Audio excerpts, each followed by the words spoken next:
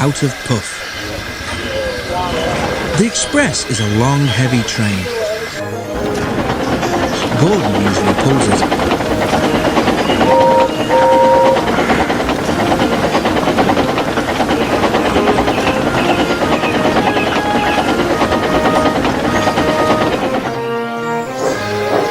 But only as far as the other railway. Another engine takes the coaches from there to London. It is an important train too, and must always run whatever happens. If Gordon is ill or busy somewhere else, James or Henry have the chance to pull it.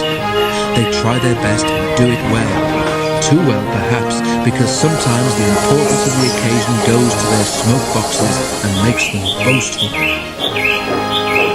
One day, Henry was feeling pleased with himself.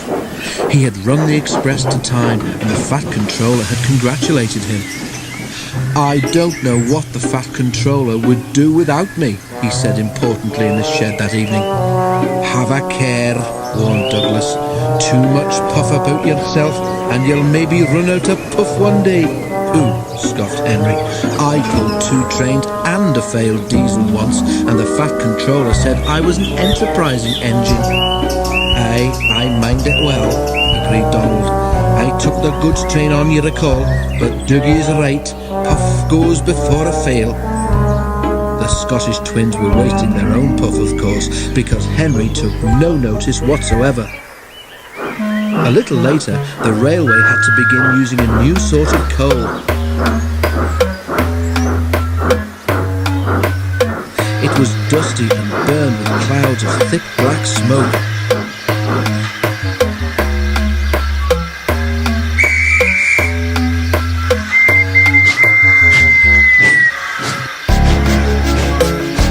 The Fat Controller was cross, and the engines didn't like it either.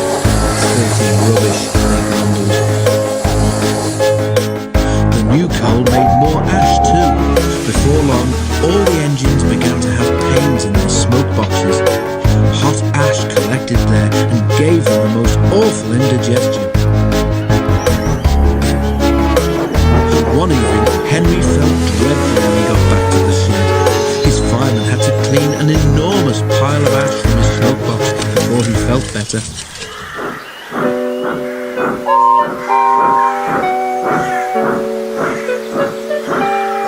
But the next day, Henry could not make steam properly.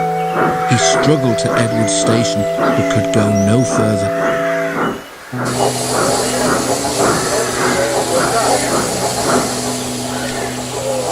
Douglas was there.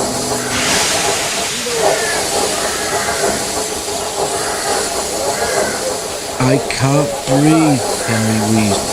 "Oot a puff, are you?" asked Douglas. "Then I say we didn't warn you." Henry couldn't answer.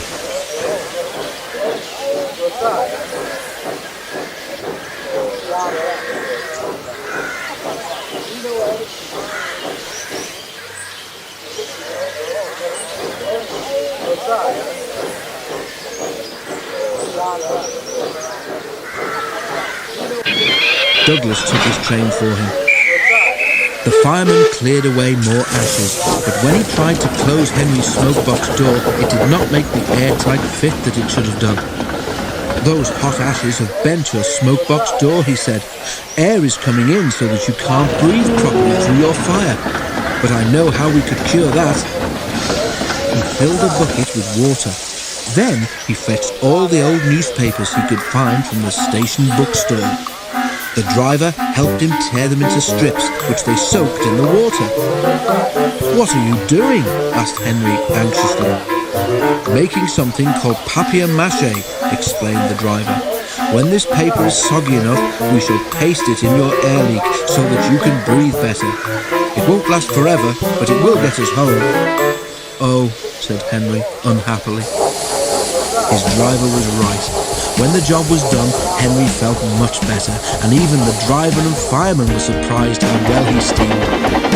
"We'll have to get the Fat Controller to make it permanent," they joked. Henry went very carefully and reached the shed without mishap. His story was there before him, of course. Donald and Douglas didn't say anything, but now and then made sort of breathless, puffing noises. Henry thought they must have a very odd sense of humour.